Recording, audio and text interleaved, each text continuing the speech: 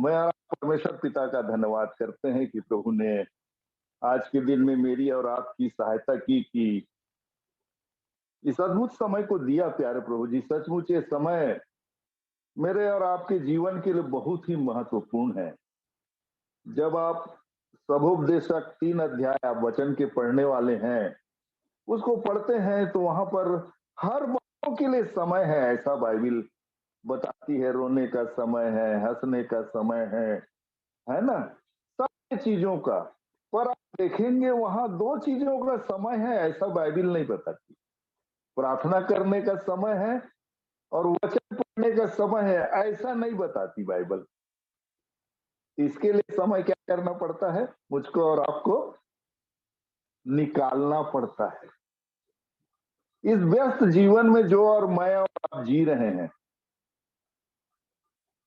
ये शरीर के जीवन जिसे मैं और आप दिन रोज एक एक दिन प्रभु में अनुग्रह करता है, देता है, उसको मैं जब जी रहे हैं तो उसके बीच में परमेश्वर के लिए मेरे आपके जीवन में समय है कि नहीं है?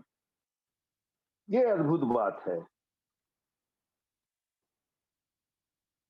मैं भी अपने जीवन को जानता हूं। जब मैं प्रभु यीशु मसीह से मेरा कोई संबंध नहीं था तो ईसाई शुरू से गिरजा जाना, बाइबिल पढ़ना, प्रार्थना करना, सभी त्योहारों को मनाना और जो आराधनालय के नियम है उसको पालन करना, सब चीजें थी।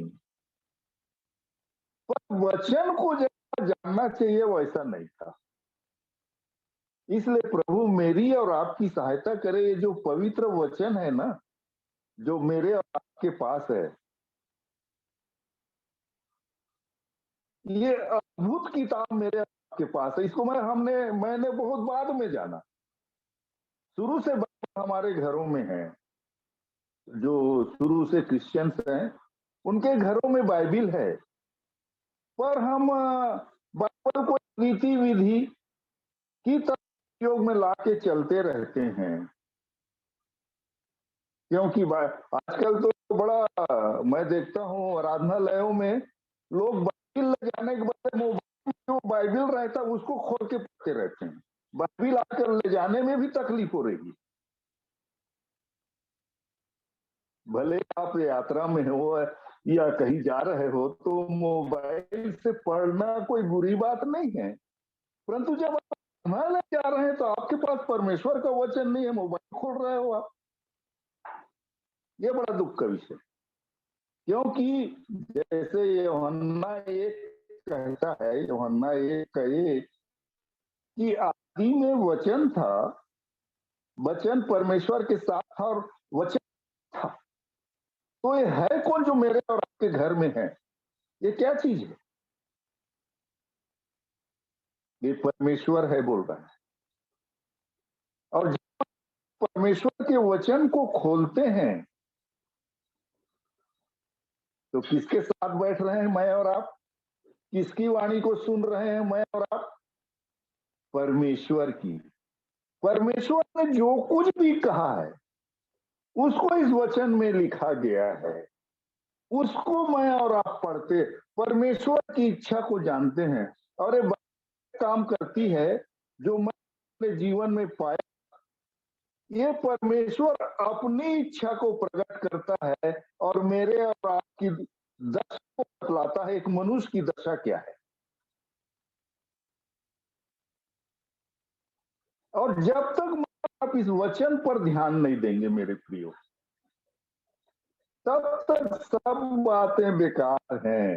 हाँ, ज्ञान रख सकते हैं, मैं और आप ज्ञानी हो सकते हैं, बाइबल के जानकर हो सकते हैं, पर अगर जीवन नहीं है तो ये जीवन की बात करता है। कहाँ के जीवन की? उस स्वर्गीय जीवन, उस स्वर्गीय जीवन की बात करती है ये बाइबल। क्योंकि जैसे भजन संहिता, भजन संहिता उसका 115 अध्याय है।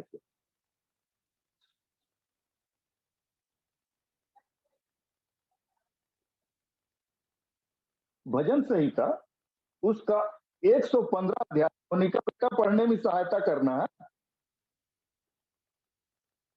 भजन संहिता 115 अध्याय उसका 16 वचन। स्वर्ग तो यहोवा का है, परंतु पृथ्वी उसने मनुष्यों को दी। यहाँ पर वचन में लिखा है कि स्वर्ग तो परमेश्वर का है और पृथ्वी उसने मनुष्यों को दी है। ऐसी लिखा है ना कि कोई दूसरा लिखा है? और मैं आप जानना चाह रहे हैं, कहाँ चाह रहे हैं? कोई एक जन कहा के सब स्वर्ग जाना चाहे, स्वर्ग जाना चाह रहे हैं, पर वचन है कि स्वर्ग तो परमेश्वर का है, वहां कैसे जा सकेंगे मैं और आप? पृथ्वी दी है उसने मनुष्यों को, इसलिए पृथ्वी का जीवन हमको अच्छा लगता है। पृथ्वी से कोई भले जैसे मेरे जैसा बूढ़ा चल देता है तब भी रोते हैं, बच्चा चल देता है तब भी रोते हैं, जवान चल दिया तो भी रोते हैं। अरे भाई यही का जीवन पाए हो और जाना चाहते हैं स्वर्ग। तो यदि स्वर्ग का जीवन नहीं होगा तो कैसे स्वर्ग में रहेंगे मैं और? तो हमको कुछ नहीं चाहिए कि रीति विधि नहीं चाहिए, नियम कानून नहीं चाहिए, हमको सीधा सीधा स्वर्गीय जीवन चाहिए। और वो स्वर्गीय जीवन किसके पास है? कौन लेके स्वर्ग का जीवन? प्रभु यीशु मसीह। वो स्वर्ग से आया इस पृथ्वी पर, वो पृथ्वी का नहीं था, पर मनुष्यों को बचाने के लिए उसने मनुष्य धारण कर लिया। था वो परमेश्वर का बेटा, पर उसने मनुष्य का रूप धारण कर लिया।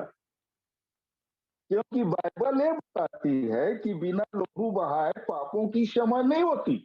मुझे आपको पापों को की क्षमा देने के लिए परमेश्वर ने अपने इकलौते बेटे यीशु मसीह को भेज दिया कि आप जो पापी हैं, जो अपने आप को पापी समझते हैं, उनका वो उद्धार कर दे, उनको पापों की क्षमा दे दे। रोमी 8 का 3 वचन देखिए क्या कहता है। रोमी 8 का 3।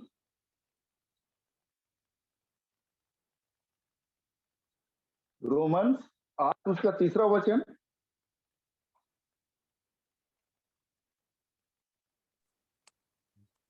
क्योंकि जो काम व्यवस्था शरीर के कारण दुर्बल होकर न कर सकी, उसको परमेश्वर ने अर्थात वचन यहाँ पर वचन बता है कि मेरा शरीर इतना योग्य नहीं है कि उस दुख को सहे। तो परमेश्वर ने एक काम किया, फिर से शुरू से उसको। क्योंकि जो काम व्यवस्था शरीर के कारण दुर्बल होकर न कर सकी, उसको परमेश्वर ने किया। वो परमेश्वर कुछ काम कर रहा है मेरे प्रियो, उसको परमेश्वर ने किया। अर्थात अपने ही पुत्र को पापमय शरीर की समानता में और पाप के बलिदान करने के लिए भेजकर शरीर में पाप पर दंड की आज्ञा दी। तो शरीर पर जो दंड की आज्ञा थी उसको प्रभु यीशु मसीह ने उठाया, जिसे मुझे आपको उठाना था, उसने उठा लिया। ये काम परमेश्वर ने किया है, और जो काम परमेश्वर ने किया है उसी में जाके मुझे और आपको सम्मिलित होना है, कुछ करना नहीं है मुझे और आपको। आगे बढ़ दे बेटा उसी को। इसलिए कि व्यवस्था की विधि हम में जो शरीर के अनुसार नहीं वरन आत्मा के अनुसार चलते हैं पूरी की जाए। ये विधि किस पर पूरी की जाएगी? क्या लिखा में? आत्मा के अनुसार चलते हैं। जो आत्मा के अनुसार हैं उनमें पूरी की जाए, क्योंकि उसी का 8 का 1 पढ़े तो क्या लिखा है? रोमी 8 का 1। अतः अब जो मसीह यीशु में है, उन पर दंड की आज्ञा नहीं, क्योंकि वे शरीर के अनुसार नहीं वरन आत्मा के अनुसार चलते हैं। प्रभु मेरी और आपकी सहायता करे। मैं और आप अपने जीवन के लिए बोल सकते हैं कि मैं शरीर के अनुसार नहीं परंतु आत्मा के अनुसार चलता हूं। बोलना पड़ेगा, बोलना पड़ेगा, क्योंकि इसी का 8 का 14 को पढ़ दे बेटा, रोमी 8 का 14। इसलिए कि जितने लोग परमेश्वर के आत्मा के चलाए चलते हैं, आत्मा के वे चलाए ही चलते हैं, वे ही परमेश्वर के पुत्र हैं, दूसरा नहीं। जितने लोग परमेश्वर के आत्मा के चलाए चलते हैं, वे ही परमेश्वर के पुत्र हैं। प्रभु सहायता करे। मुझको देखने की जरूरत है कि मैं किसके अनुसार चलता हूं। आत्मा के अनुसार कि शरीर का जीवन, सुबह बिस्तर से उठे, रात में बिस्तर तक जाते जाते तक सिर्फ शरीर की बातें, संसार की बातें होती रहती हैं, कि परमेश्वर के ये इस आत्मा की बातें। क्योंकि यूहन्ना 6 का 33 क्या कहता है? यूहन्ना की सुसमाचार 6 का 33 वचन।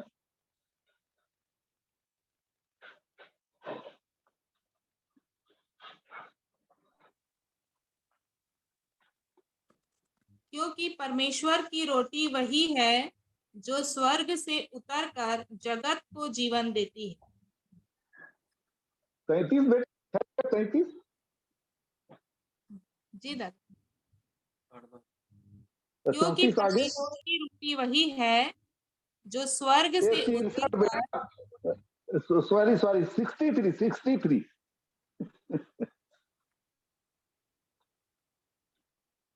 आत्मा तो जीवन दायक है, शरीर से कुछ लाभ नहीं। जो बातें मैंने तुमसे कही है वे आत्मा और जीवन भी। क्या बोल रहा है वचन? आत्मा जीवन दायक है, शरीर से कुछ लाभ नहीं। आत्मा तो जीवनदायक है, शरीर से कुछ लाभ नहीं। जो बातें मैंने तुमसे कही, वो क्या है? वो आत्मा, वो जीवन भी है। तो ये परमेश्वर क्या मेरे और आपके पास है? आत्मा के चलना मतलब परमेश्वर के वचन के चलाए चलने वाला जीवन। इसमें जो रोड़ा है, जो रुकावट आती है, वो ये है क्योंकि अब परमेश्वर के जीवन के बारे में जो यीशु मसीह हम तक पहुंचाया, उसको हम जान गए हैं। और ये कुमार के पास एक तो अलग सा जीवन है, जो पृथ्वी का जीवन है। तो ये जो पृथ्वी वाला जीवन है, ये आत्मा के जीवन को परेशान करता है। सबसे बड़ी समस्या ये होती है कि मेरा शारीरिक जीवन परमेश्वर के द्वारा प्रदत्त जीवन में चलने के लिए, मेरा दुश्मन नहीं है, मेरा शरीर ही मेरा दुश्मन है परमेश्वर के मार्ग में चलने के लिए। आपका दुश्मन और कोई नहीं है। जैसे अभी ज्योति बहन ने गवाही दी कि हर एक मनुष्य अपनी अभिलाषाओं में फंस कर, देखे तो 1 का 14 याकूब,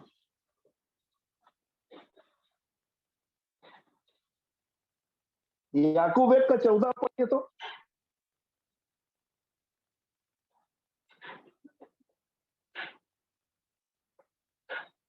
याकूब उसका 1 उसका 14 वचन, जहां पर ऐसा लिखा है, परंतु प्रत्येक व्यक्ति, शब्दों पर ध्यान दीजिएगा, परंतु प्रत्येक व्यक्ति अपनी ही अभिलाषा से खींचकर और फंस कर परीक्षा में पड़ता है। परीक्षा में पढ़ने का क्या? मेरी अभिलाषा, मेरी अभिलाषा को परीक्षा में डालती है।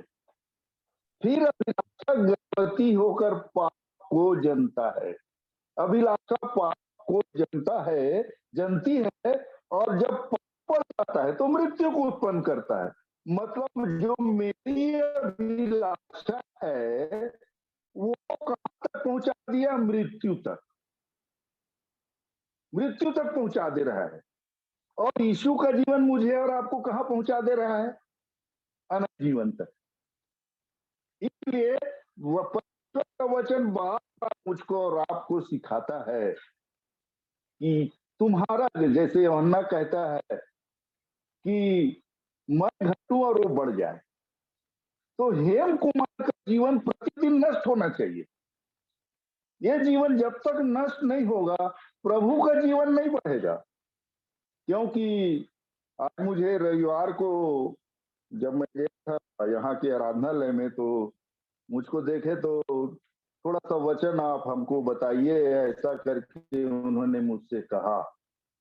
और वहां उसी समय पढ़ा गया इसी 2 अध्याय का 1 से 10 वचन तक पढ़ा गया वहां।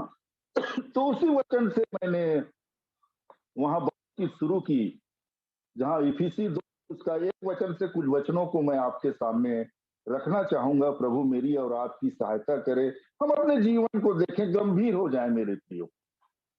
क्योंकि का जीवन हम कब साफ हो जाएंगे इसका कोई भरोसा नहीं है। एक भाई है जिसके साथ मैं प्रति शाम को यहाँ घूमने जाता हूँ, घूमता हूँ उनके संग। अब जब घूमते घूमते मैं उनसे सिर्फ वचन की बातें करता हूँ, विभिन्न अनुभव जो मेरे जीवन में प्रभु ने दिया और कैसे मैं इस जीवन को पाया, कैसे मैं हर एक निर्बलताओं के साथ बने रहने की कोशिश करता हूँ हमेशा। कमी घटी बहुत है, पर मेरा आपका प्रभु हमारी कमी घटियों को नहीं देखता, क्योंकि उसने बुलाया है। वो हमें, मुझे आपको बनाना चाहता है कि हम परमेश्वर के पिता के साथ रहें। यहाँ तक मुझे और आपको पहुंचाना चाहता है। वो चाहता है कि प्रभु यीशु मसीह का स्वभाव दिन ब दिन मेरे आपके जीवन में बढ़ता चला जाए, उसकी एक पवित्र मनसा है। तो मैं भाई से संगति करते करते कल बातचीत हुई कि मेरे भाई, आप इतने उम्र तक न जाने मैं और आप कितनी बार शमशान घाट गए होंगे, या हम क्रिश्चियन है तो कब्रिस्तान गए होंगे।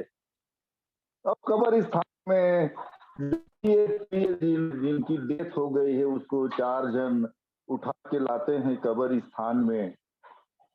उसके बाद जो भी कोई बोलता है अच्छा आदमी था, खराब आदमी था, बस इतना डिसीजन होता है। कोई बोलता है बड़ा खराब आदमी था, ठीक है मर गया अच्छा हुआ।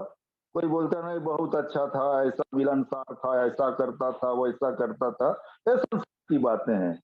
और पास्टर साहब उसको क्या क्या करते हैं, उसको कब्र में डाल, धूल धूल में, मिट्टी मिट्टी में, और राख राख में बोल के खत्म कर दिए।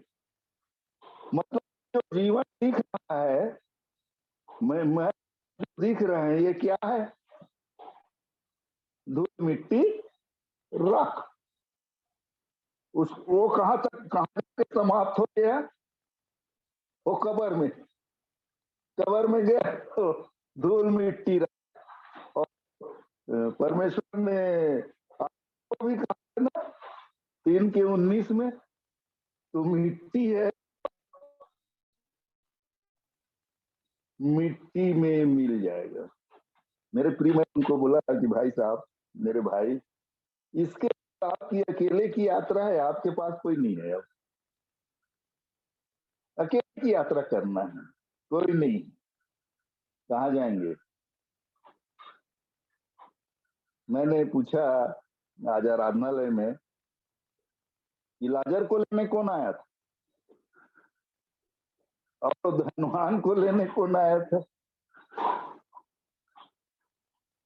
कौन ले जाएगा मेरे प्रियो मुझको और आपको? यदि हमने शरीर के अनुसार जीवन बिताया, संसार में खोए रहे और कहेंगे कि मैं प्रभु के पास चल रहा हूँ, तब तो बड़ा गड़बड़ बात है। कैसा जीवन जीते हैं? प्रतिदिन का जीवन हमारा मैं आप कैसे गुजारते हैं मेरे आदरणीयों, इसको देखने की जरूरत है मुझे और आपको। तो इफिसी 2 के कुछ बातों को मैं आपके सामने रखूंगा, ज्यादा समय नहीं लूंगा आप लोगों का। तो इफिसी 2 जो है मेरे लिए बहुत ही आशीषमय ये अध्याय है। इसी सारे वचनों के द्वारा प्रभु ने मेरे सहायता की और मैं प्रभु की ओर फिरा हूं। तो यहाँ लिखता है इसके पहले वचन में, उसने तुम्हें भी जिलाया जो अपने अपराधों और पापों के कारण मरे हुए थे।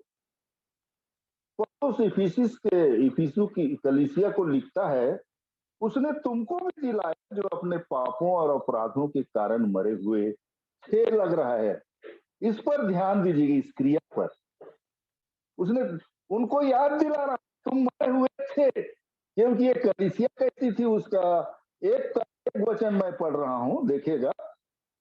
पौलुस की ओर से जो परमेश्वर की इच्छा से यीशु मसीह का प्रेरित है, उन पवित्र मसीह यीशु में विश्वासी लोगों के नाम जो इफिसुस में हैं। तो कैसे लोग थे? लोग पवित्र और विश्वासी लोगों के नाम है ये पत्री। उनको याद दिला रहा है कि प्रभु परमेश्वर पिता ने तुमको दिलाया जो अपने पापों और अपराधों के कारण मरे हुए थे। मतलब पाप और अपराध के जीवन को जीना परमेश्वर की दृष्टि में मरा हुआ जीवन, मरा हुआ बोलते हैं।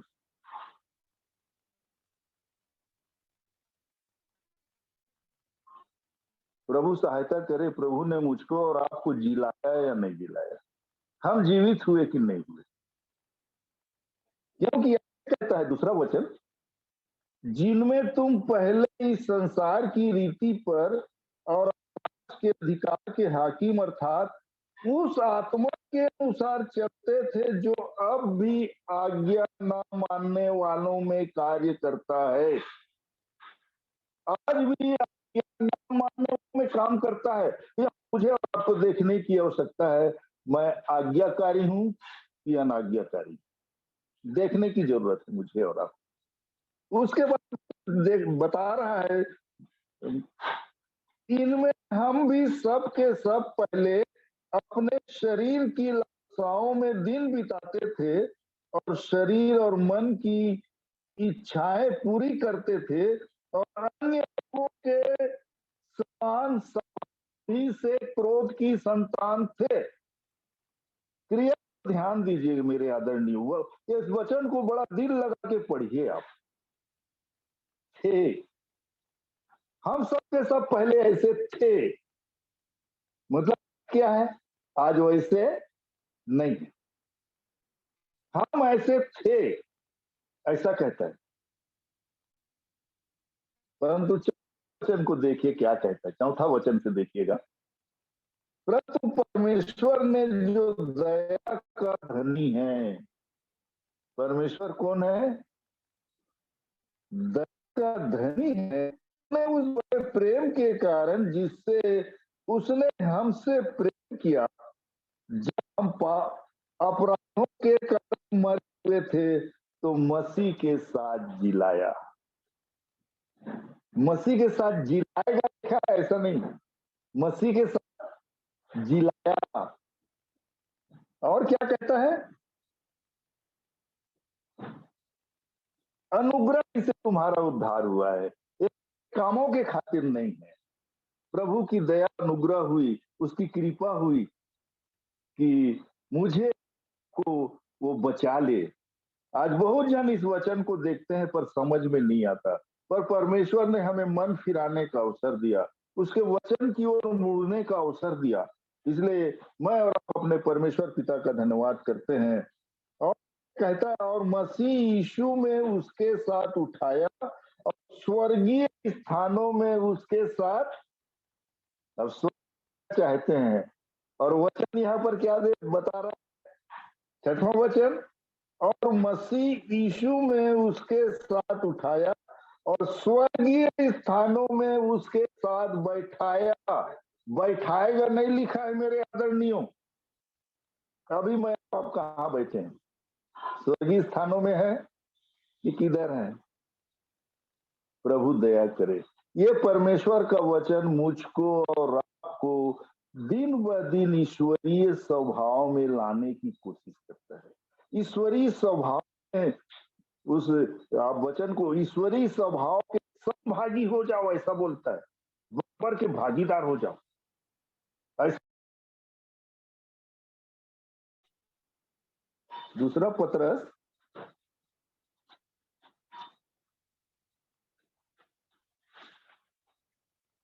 1 अध्याय,